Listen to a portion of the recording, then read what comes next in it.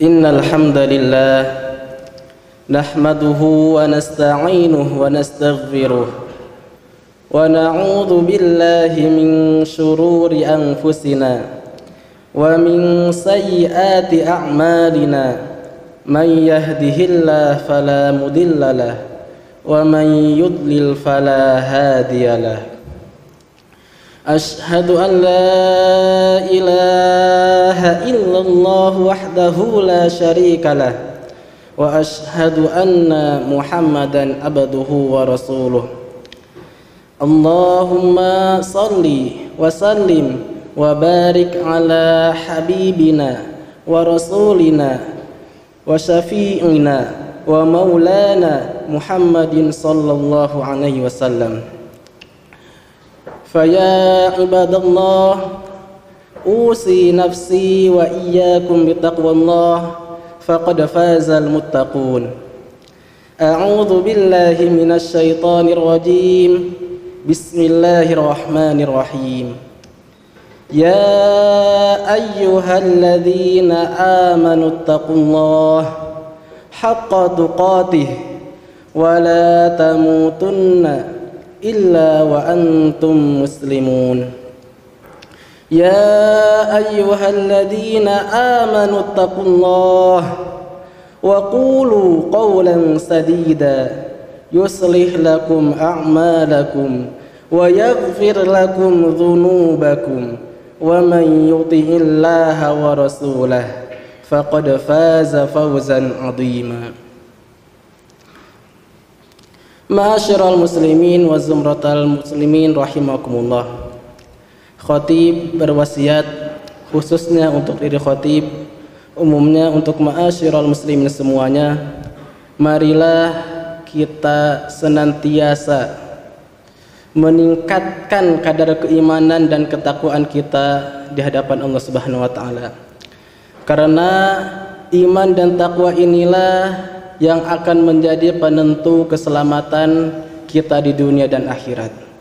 Apabila ketika kita meninggal, kita membawa keimanan dan ketakwaan, maka jaminan dari Allah Subhanahu wa taala di akhirat kelak dia akan termasuk orang-orang yang selamat dan akan masuk ke dalam jannahnya.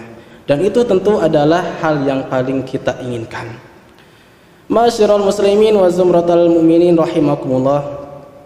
Dalam kesempatan Jumat kali ini, khatib ingin mengajak ma'asyiral muslimin semuanya untuk mentadaburi, mendalami, menyelami makna-makna yang terdapat di dalam firman Allah Subhanahu wa taala di surat Al-Ahzab ayat yang ke-70 sampai ayat yang ke-71. Di sana Allah Subhanahu wa taala berfirman, A'udzu billahi minasy syaithanir rajim.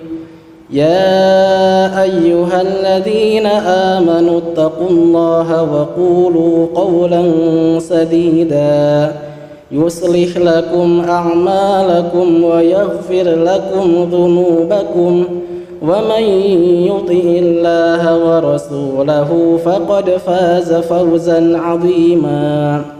Al-ayah. Di ayat ini Allah Subhanahu wa taala mengawali firman-Nya dengan ya ayyuhalladzina amanu. Itu berarti seruan dari Allah kepada kaum muslimin, kepada orang-orang yang beriman. Siapa itu? Tentunya kita semua yang ada di sini. Apabila Allah berfirman dengan seruan untuk orang-orang yang beriman, lalu hati kita merasa biasa-biasa saja, maka itu artinya sedang ada masalah di hati kita ini. Hati kita sedang tidak baik-baik saja.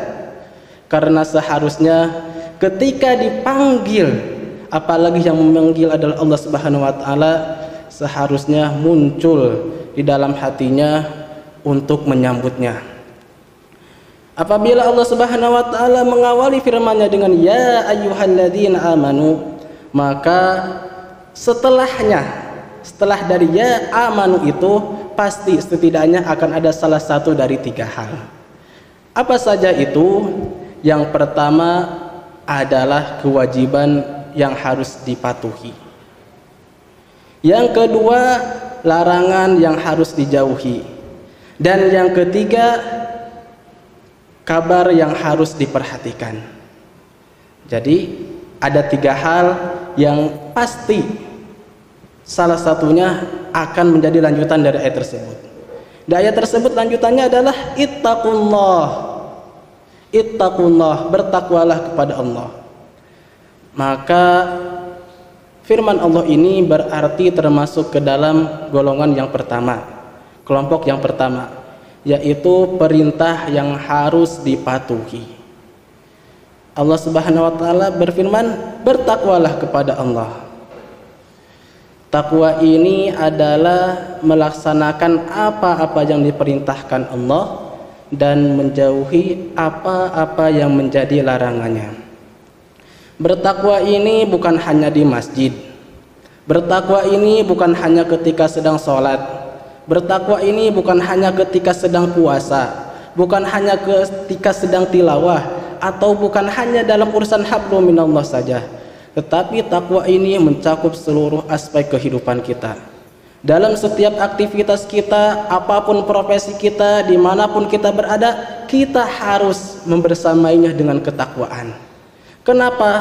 Karena apabila kita meninggalkan takwa itu, maka kita akan merugi, kita akan celaka. Ittaqullah haitsu ma kunta. Bertakwalah kalian semua kepada Allah dimanapun kalian berada. Seorang penjual, seorang pedagang ketika di pasar, dia harus bertakwa. Ketika dia bertakwa, maka transaksinya akan jujur, dia tidak akan berbohong, dia tidak akan merugikan pelanggannya, dia tidak akan mengurangi timbangan, dan dalam transaksinya tidak akan ada unsur riba. Pejabat pun juga seperti itu. Apabila dia bertakwa, maka seluruh kebijakan-kebijakan yang ditandatanganinya, seluruh kebijakan yang diputuskannya, semuanya akan berlandaskan apakah ini diridhoi oleh Allah atau tidak, apakah ini akan merugikan, mendolim orang lain atau tidak. Itu yang akan terjadi apabila kita memasukkan ketakwaan ini dalam seluruh aspek kehidupan kita. Lalu lanjutan dari ayat tersebut adalah, ya ayyuhalladzina amanu taqullaha wa qulu qawlan sadida. Dan katakanlah perkataan yang benar. Perkataan yang benar ini menurut Imam Ibnu Katsir dalam tafsirnya menjelaskan, yang dimaksudnya adalah setiap perkataan yang benar, yang jujur, yang tepat, tidak menyimpang, itulah perkataan yang benar. Ketika seseorang mengamalkan apa yang menjadi perintah Allah ini, maka dia pasti akan selamat. Tetapi apabila dia tidak mengamalkan, tidak melakukan, tidak melaksanakan apa yang Allah perintahkan ini, maka dia akan celaka. Seorang pedagang apabila dia tidak mengatakan perkataan yang benar dalam transaksinya, maka dia pasti akan celaka. Mungkin dia bisa jadi untung di dunia, tapi di akhirat dia pasti akan merugi. Seorang pejabat pun begitu juga. Bisa jadi mungkin ketika kebijakan-kebijakannya, tanda tangannya itu tidak diketahui kerugiannya oleh orang lain, dia mungkin masih selamat di dunia, tapi di akhirat kelak pasti semuanya akan dipertanggungjawabkan. Semuanya pasti akan ada konsekuensinya, sebesar dan sekecil apapun apa yang kita lakukan. Dan qaulan sadida sekarang ini bukan hanya lewat ucapan semata, tapi lebih luas lagi. Postingan kalau sekarang di medsos itu juga termasuk qaulan sadida. Ini harus berhati-hati. Kita harus berhati-hati dalam hal ini. Kenapa? Karena banyak orang yang tidak selamat karena gagal untuk berkomitmen agar mereka berkata yang benar. Mungkin pada awalnya seorang pejabat atau seseorang dia berkomitmen untuk melaksanakan hal ini, untuk selalu mengatakan sesuatu yang benar. Tapi ketika datang cobaan, rayuan dari kanan dari kiri, akhirnya dia tergoda. Betapa banyak para pejabat yang korupsi hal itu karena dia tidak bisa melakukan hal ini. Sehingga hal ini sangat penting. Imam Asy-Syafi'i menyampaikan dalam salah satu perkataannya, seorang mukmin itu apabila dia akan melakukan sesuatu, apabila dia akan mengatakan sesuatu, maka dia akan memikirkannya terlebih dahulu. Apakah yang akan dilakukan dan dikatakannya itu memberikan kemaslahatan dan tidak merugikan, ataukah sebaliknya? Dan apabila dia masih ragu akan kemanfaatan dan kemaslahatan dari apa yang akan dilakukan dan dikatakannya, maka seharusnya dia tidak melakukannya sampai dia benar-benar yakin, benar-benar hilang keraguannya tentang hal tersebut. Nah, hal ini juga senada dengan yang disampaikan oleh Rasulullah SAW. Di hadis Arba'in, Rasulullah bersabda, "Wa man kana yu'minu billahi wal yaumil akhir falyaqul khairan aw liyasmut."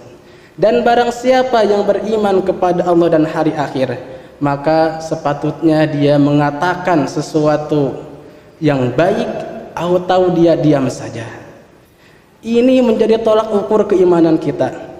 Apabila keimanan kita sudah baik, maka seharusnya yang keluar dari lisan kita ini adalah perkataan-perkataan yang memberikan kemaslahatan, kemanfaatan. Dan sebaiknya apabila kita masih ragu akan kemanfaatan dan kemaslahatan dari apa yang kita ucapkan atau apa yang akan kita tulis atau apa yang akan kita postingkan, maka seharusnya kita meninggalkan hal tersebut. Kenapa? Karena pesan Rasulullah seperti itu. Hendaklah dia diam apabila yang akan dilakukan atau dikatakannya itu bukanlah sesuatu yang baik. Jamaah yang dirahmati Allah Subhanahu wa taala, lalu selanjutnya yuslih lakum a'malakum. Niscaya Allah Subhanahu wa taala akan memperbaiki amal mereka.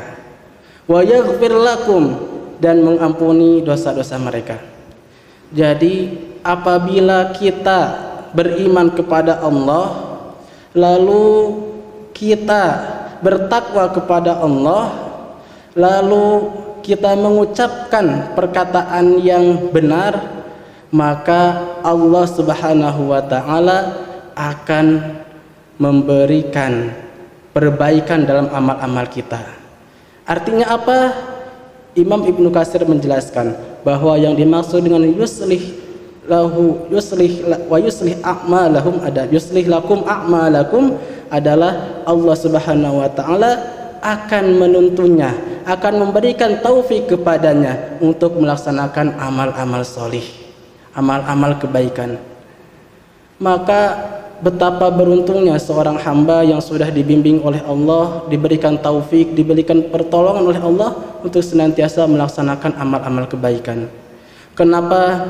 Karena dari setiap langkahnya, ketika dia akan melakukan apapun, akan Allah bimbing untuk hal-hal yang diridhoi dan dicintai oleh Allah. Setiap penglihatannya akan Allah bimbing, akan Allah arahkan menuju hal-hal yang diridhoi oleh Allah.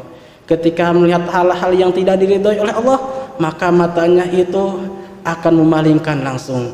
Kenapa? Karena Allah sudah memberikan taufik kepadanya. Pendengarannya pun juga begitu. Ketika dia mendengarkan hal-hal yang tidak diridhoi oleh Allah, maka dia akan segera menghindarinya. Dan lisan pun juga seperti itu.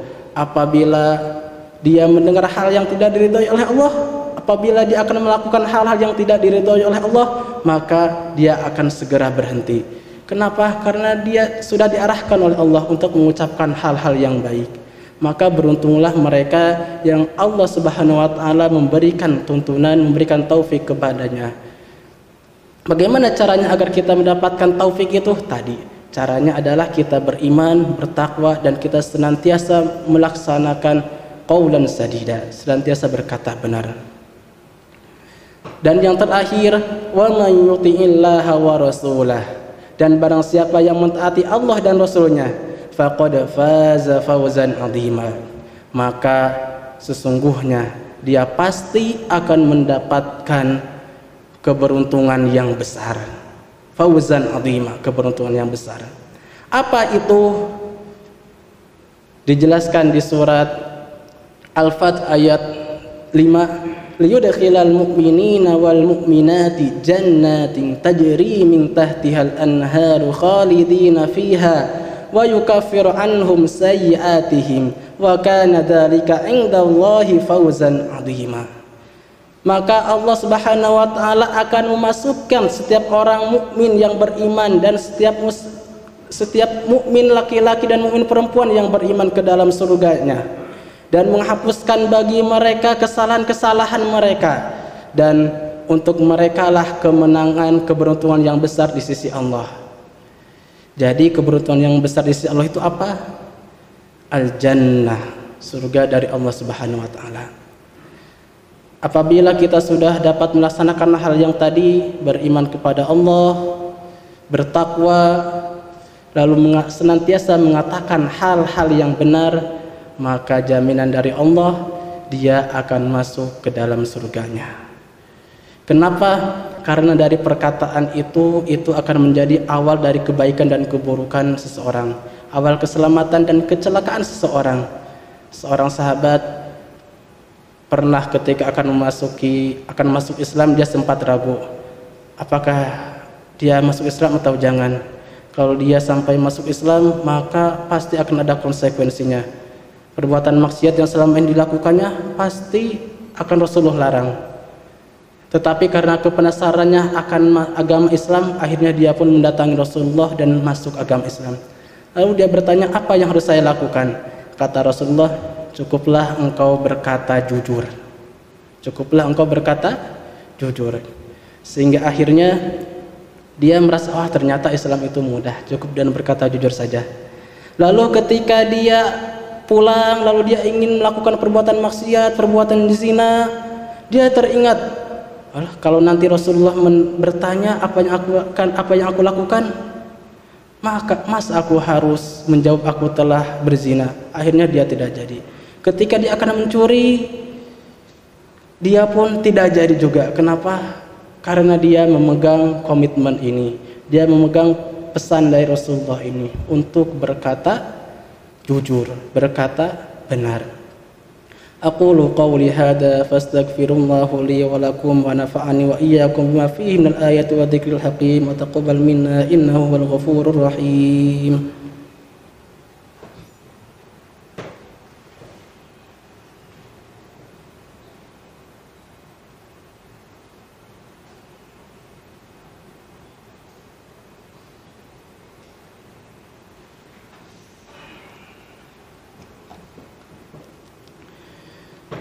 Alhamdulillahi rabbil alamin, wa bihi nasta'inu ala umuri dunya waddin, wassalatu wassalamu ala ashrafil anbiya'i wal mursalin, sayyidina wa maulana Muhammadin wa ala alihi wa ashabi ajma'in. Allahumma salli wa sallim wa barik ala habibina wa syafi'ina wa maulana Muhammadin wa ala alihi wa ashabi ajma'in. Amma ba'du. Jamaah yang dirahmati Allah Subhanahu wa taala, dari khutbah yang tadi khotib sampaikan di khutbah pertama, khotib mengajak semua jamaah untuk senantiasa bertakwa dan melakukan perkataan yang jujur, perkataan yang benar dalam semua aspek kehidupan. Kenapa? Karena jujur ini merupakan salah satu awal dari keselamatan dan kecelakaan seseorang. Apabila dia melakukan sesuatu dengan kejujuran, walaupun itu awalnya pahit, niscaya akhirnya akan manis.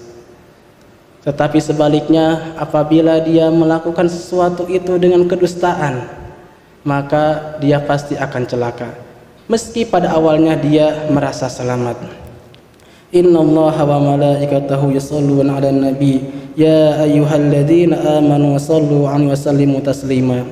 Allahumma salli wa sallim ala 'abdika wa rasulika Muhammadin wa ala alihi wa ashabi ajma'in. Wa radallahu 'anil khulafa'ir rasyidin Abi Bakrin, Umar, Utsman wa Ali wa an jami'i sahabati wat tabi'in lahum ihsan ila yaumiddin. Allahumma izzal islam wal muslimin wa adil asyirka wal musyrikin wa dammir a'da'ad din wansur ibadakal muwahhidin. Allahumma aslih ahwalal muslimin fi kulli makan. Allahumma ighfir lil muslimina wal muslimat wal mu'minina wal mu'minat al ahya'i minhum wal amwat innaka sami'un qaribun mujibud da'wat ya qadiyal hajat. Rabbana atina fid dunya hasanah wa fil akhirati hasanah wa qina adzabannar. Ibadallah, innallaha ya'muru bil 'adli wal ihsan wa ita'i dzil qurba wa yanha 'anil fahsya'i wal munkari wal bagyi wa la dzikrullahi akbar. Astaghfirullah li wa lakum.